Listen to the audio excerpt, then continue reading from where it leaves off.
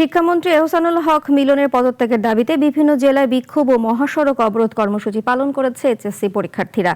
দুপুরে 1টা থেকে শিক্ষার্থীরা প্রায় 1.5 ঘন্টা ঢাকা টাঙ্গাইল মহাসড়ক অবরোধ করেন। এতে উত্তরবঙ্গগামী লেনে 10 কিলোমিটার দীর্ঘ যানজটের সৃষ্টি হয় এবং ভোগান্তিতে পড়েন যাত্রীরা। সকালে রাজশাহী শিক্ষা বোর্ডের ভিতরে একত্রিত হয়ে সমাবেশ করেছেন শিক্ষার্থীরা। সাতক্ষীরায় বিক্ষোভ কর্মসূচিতে বিভিন্ন শিক্ষা প্রতিষ্ঠানের শিক্ষার্থীরা শিক্ষামন্ত্রীর পদত্যাগ সহ শিক্ষা সংক্রান্ত বিভিন্ন দাবিতে স্লোগান দেন। আন্দোলন কিংবা আমাদের দাবির মূল উদ্দেশ্য একটাই হচ্ছে শিক্ষামন্ত্রীর পদত্যাগ। কালকে পরীক্ষা স্থগিত করতে হবে, যেহেতু গতকাল পরীক্ষা অনেক ভিজে ভিজে পরীক্ষা দিচ্ছে, অনেকে জ্বরে এসে পড়ছে।